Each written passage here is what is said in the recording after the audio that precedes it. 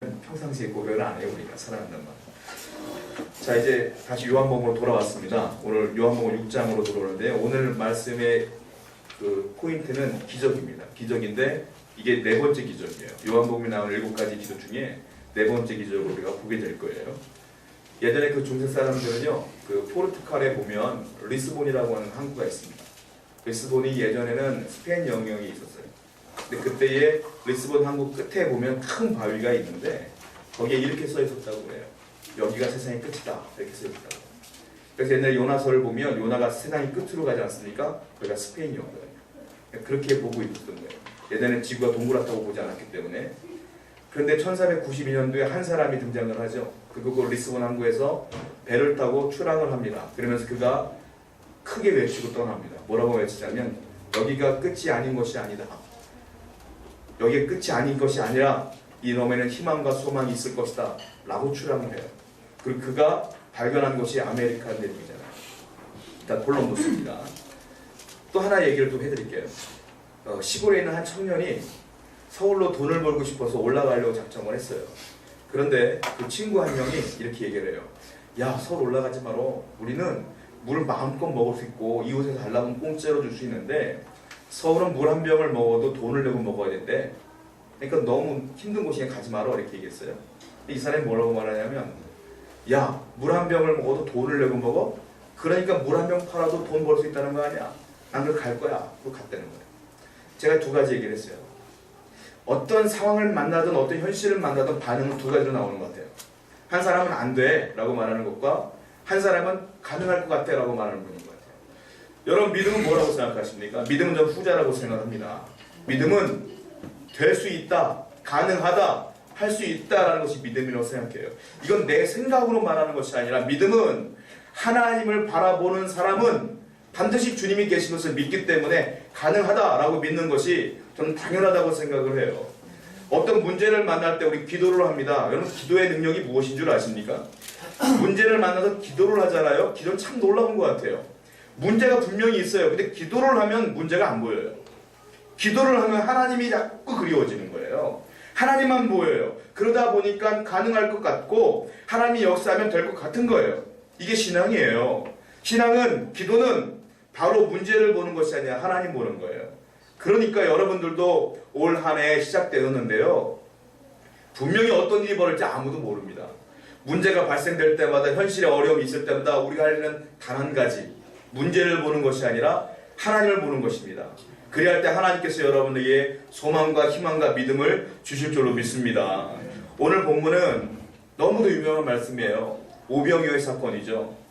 어디서 벌어졌냐면 빈들에서 벌어졌어요. 아무것도 없는 곳에서 벌어졌어요.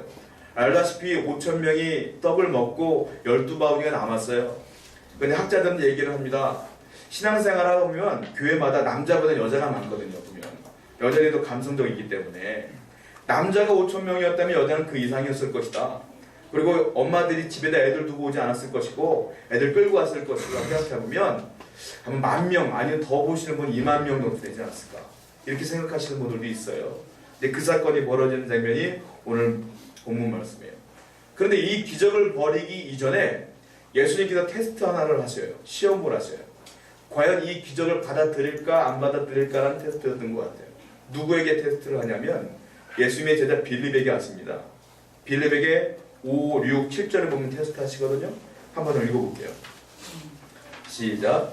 예수께서 눈을 들어 큰 무리가 자기에게로 오는 것을 보시고 빌립에게 이르시되 우리가 어디서 떡을 사서 이 사람들을 먹이겠느냐 하시니, 이렇게 말씀하심은 친히 어떻게 하실지를 아시고 빌립을 시험하고자 하심이라. 빌립이 대답하되 각 사람으로 조금씩 받게 할지라도 200데나리온의 떡이 부족하리이다. 6절 말씀 보면 빌립에게 물어보았던 그 질문의 내용은 반드시 빌립이 이렇게 대답할 것이라는 걸 아시고 물으신 거예요. 즉 시험이었던 거죠. 빌립은 평상시에 어떤 사람이었던 걸 예수님이 잘 알았던 거예요. 자, 빈들의 많은 사람들에게 먹을 걸 줘야 되는데 빌립아, 너 어떻게 했으면 좋겠니? 라고 물었을 때 빌립은요, 계산이 굉장히 빠릅니다. 빌립은 바로 그 말을 듣자마자 빈들에 앉아있는 사람들의 머릿수를 세기 시작해요. 계산이 빠른 분들이 있어요. 저는 계산이 굉장히 느려요. 저는 써서 계산하지 않으면 다 틀려져. 암산을 잘 못하겠더라고요, 저는 이 사람. 근데 제가 아는 주위 사람들 보면 몇 명분은 그 대화하다가 얼마쯤 될까 하면 머리를 이렇게 하고 얼마에 이렇게 나오는 분들이 있어요. 그런 분들 있잖아요. 아마 빌립이 머리가 비상했던 것 같아요. 그러니까 머리를 굴려서 금방 대답이 나와요. 이렇게 계산해 보니까 한 200데나리온 정도가 필요할 것 같습니다 라고 얘기하는 거예요. 정확한 계산이었을 거예요. 그런데 200데나리온도요, 이걸 가지고 떡을 사더라도 배부르게 먹는 것이 아니라 그냥 한 조각씩 먹을 정도의 양일 것입니다 이렇게 얘기하는 거예요. 그 이상 배부르게 먹을 정도면 많이 필요하다는 거잖아요. 그렇게 계산을 해요. 정확한 계산이겠죠. 그러나 이 계산에는 오류가 있어요. 계산이 잘못된 게 있어요. 뭐냐 하면 이 계산을 할 때 빌립은 얘기를 듣자마자 군중의 머리를 보기 시작했는데 그 계산이 딱 나왔는데 전 안타까운 게 있어요. 뭐냐 하면 계산 외의 것들을 보지를 않아요. 뭘 보여야 하냐면 예수님이 옆에 계시잖아요. 지금 바로. 이게 지금 몇 번째 기적이었어요? 제가 네 번째 기적이라고 말씀드렸잖아요. 그럼 이 이전에 예수님께서는 많은 기적들을 보였단 말이에요. 이 이전에 예수님은 엄청나게 많은 말씀들을 가르쳐줬단 말이에요. 근데 빌립은 안타깝게도 예수를 배제하고 계산을 하기 시작해요. 예수님이 분명히 기적의 주인공임에도 불구하고 예수님 제하고 그 자기 머리를 계산하기 시작하니까 200데나리온이 나오는 거예요. 그리고 결론이 뭐냐? 부족합니다. 불가능합니다. 이 두 가지가 나와요. 여러분, 이게 신앙이 아닙니다. 여러분 옆에는 주님이 계십니다. 믿으시기 바랍니다. 주님은 여러분들을 십자가에 돌아가셨어요. 너무너무 사랑하시는 분이에요. 그분은 언제나 나와 함께 계셔요. 내가 이 세상을 떠나는 그날까지, 아니 내가 떠나서 하늘나라 갈 때까지 주님 함께 계셔요. 영원히. 할렐루야. 그렇다면 여러분의 인생에 문제가 있다면 그 문제 가운데 내 머리를 계산하는 것이 아니라 주님까지 개입시켜서 계산을 하셔야 돼요. 그러면 주님이 이 상황 가운데 개입되어지면 불가능한 건 전혀 없어지는 거예요. 근데 빌립은 예수를 완전히 배제해버렸단 말이에요. 주님이 시험을 하신 거예요. 200데나리온이 얼마쯤 될까요? 데나리온. 한 데나리온이요 1인 노동자의 그 하루 일당입니다. 그러니까 지금으로 계산을 대충 해보면 한 사람이 한 달에 200만 원에서 300만 원 번다고 치면 하루 일당 한 10만 원을 잡을 수 있을 것 같아요. 그러면 200데나리온은 지금의 돈 한 2천만 원쯤 되는 거예요. 그러니까 2천만 원이 있어도 한 조각밖에 못 먹는다 이거예요. 계산이 나온 거죠. 어떤 화가 한 명이요 그림을 그렸어요. 그림을 그렸는데 배가 있는데 사람들이 많이 앉아 있어요. 그런데 그 배 뒤에 보니까 풍랑이 일어나는데 엄청나게 큰 파도가 배를 덮치기 일부 직전까지 파도가 있는 거예요. 근데 이 사람들의 얼굴이 강한 분위기가 다 웃고 있는 거예요. 그 화가 그린 그림 가운데. 왜 웃고 있는가 봤더니 시선을 보았더니 눈이 어디를 보고 있냐면 파도를 보는 것이 아니라 선장을 보고 있는데 그 선장이 누구냐? 예수님이었던 거예요. 여러분 이게 정답인 것 같아요. 뭐냐면 여러분의 인생 가운데 파도가 몰아쳐도 파도를 보지 않고 예수님 보면 웃을 수 있어요. 근데 우리가 왜 절망하냐면 파도를 자꾸 보니까 문제가 생기는 거예요. 문제를 보면 무서울 수밖에 없어요.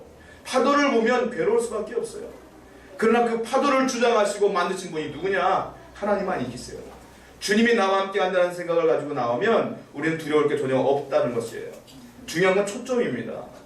야맹증이 왜 야맹증이에요? 밤에 길을 걷다 야맹증이 있는 분들은요 초점이 안 잡히니까 걸려 넘어지고 함정에 빠지고 부딪히고 넘어지는 거예요.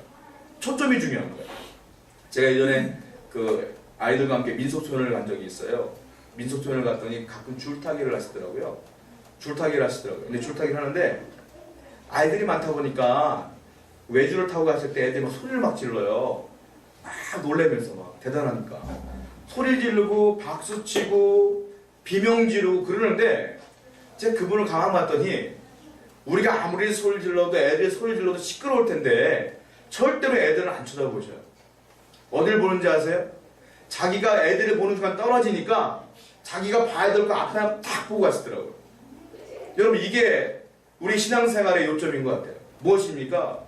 아무리 주위에 시끄럽게 얘기를 해도 너 큰일 났다 말해도 문제가 있다 말해도 거기 보는 순간 넘어지지만 우리는 계속 주님만 알아보고 가면 넘어지지 않는다. 쓰러지지 않는다. 여러분의 시선과 저의 시선이 2015년 한 해에는 주님만 바라봤으면 좋겠습니다. 그러면 아무리 어렵고 힘들어도 우리는 부정적인 말을 할 수가 없어요. 부족하다는 말을 할 수도 없어요. 안 된다는 말을 할 수도 없어요. 주님은 다 할 수 있습니다.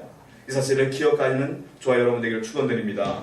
자, 그렇다면 오병이어의 사건이 벌어지는데 몇 가지 요소가 있어요. 이 기적을 일으키는데 가장 중요한 요소가 무엇이냐면 우리 본문에 나온 것처럼 어린아이 한 명이 자기 도시락을 주님께 바칩니다.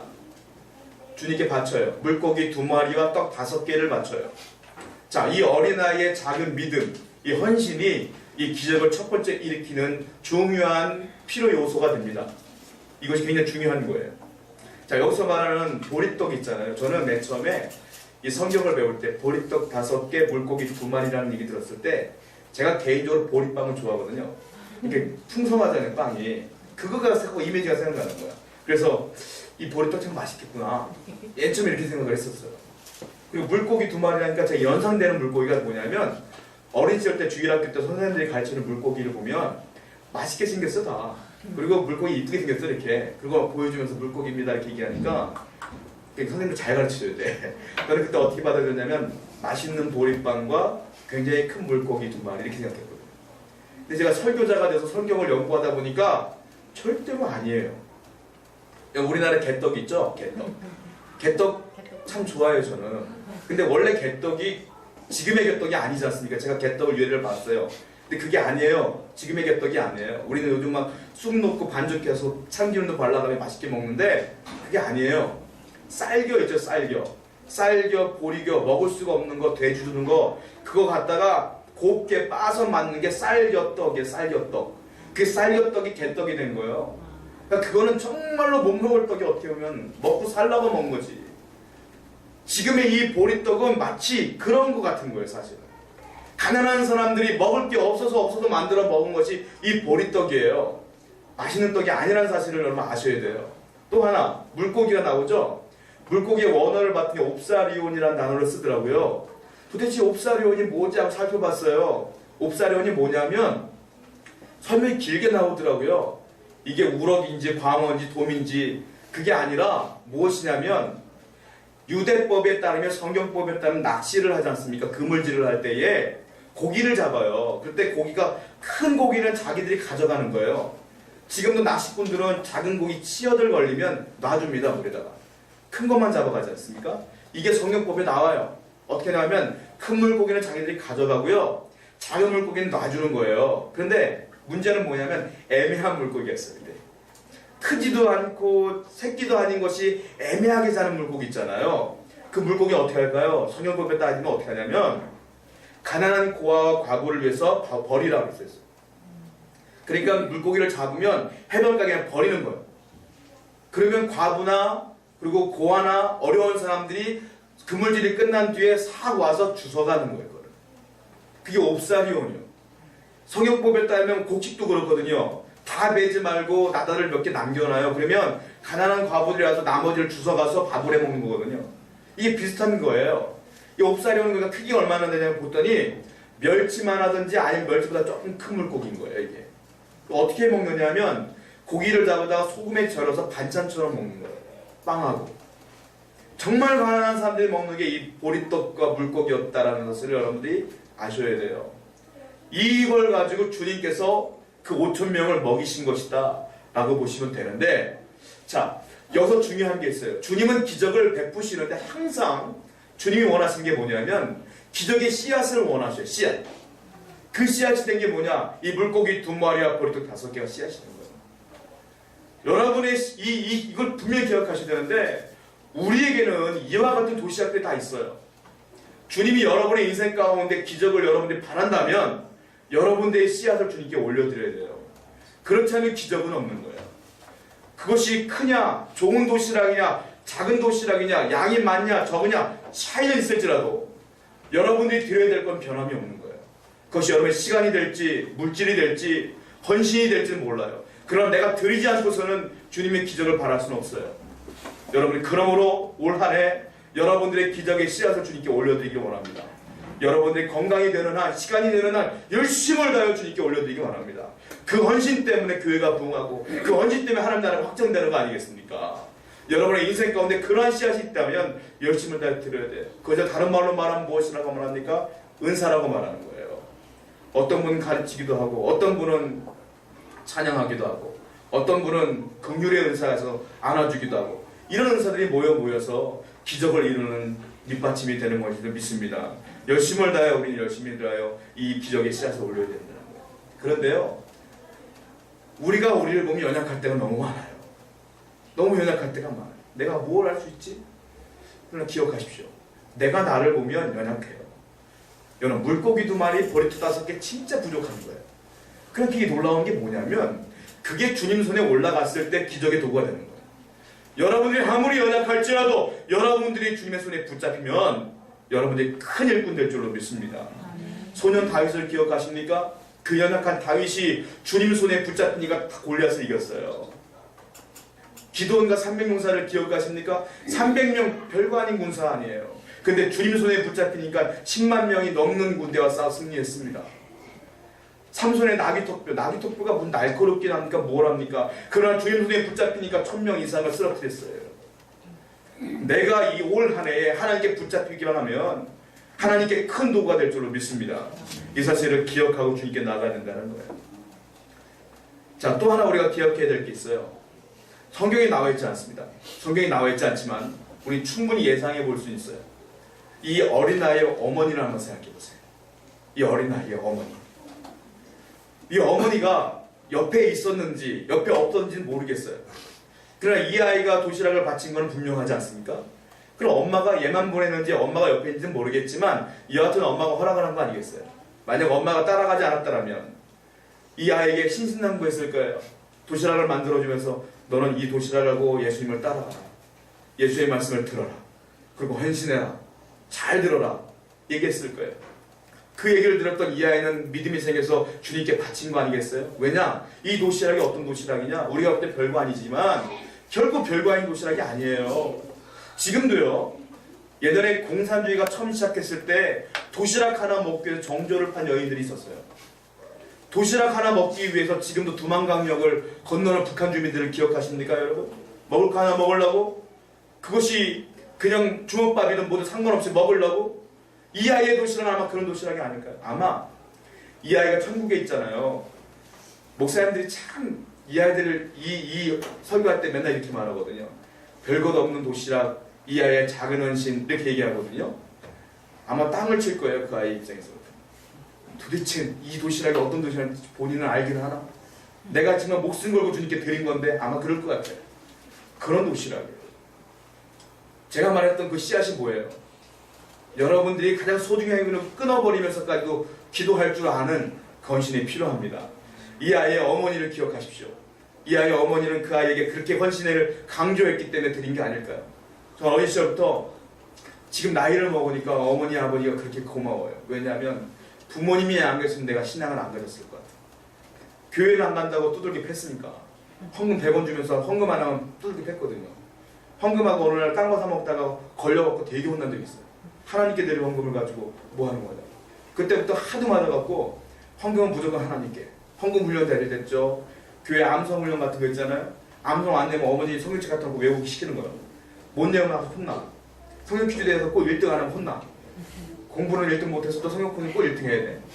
그러니까 어린 시절부터 교회를 안 가면 핍박을 받았어요. 교회를 가야 인정을 받았어요. 어머니의 기도가, 어머니의 신앙이 자녀를 살려요.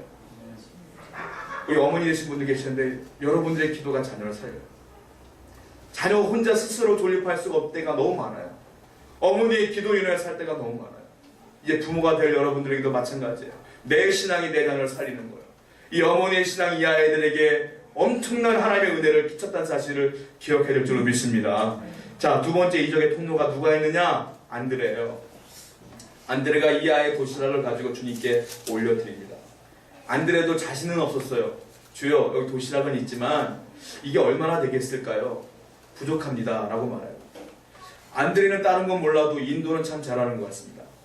안드레는 주인공은 아니에요, 항상. 그러나 인도는 참 잘해요. 이 아이의 도시락을 주님께 올렸죠. 그리고 나중에 보면 헬라인들이 주님께 나올 때 유대인과 헬라인은 접촉할 수가 없어요. 근데 안드레가 주님께 인도해요. 인도를 참 잘해요.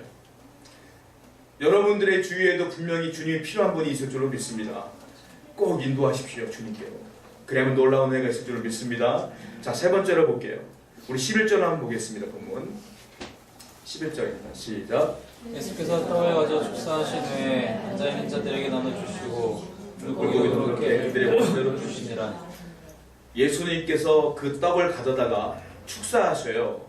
여기서 축사하실 때 여러분들이 잘못 읽으면 예수님께서 기적을 발하시면서 엄청나게 뜨겁게 막 눈물을 흘려가며 기도했다고 오해할 수 있는데 그렇지 않아요.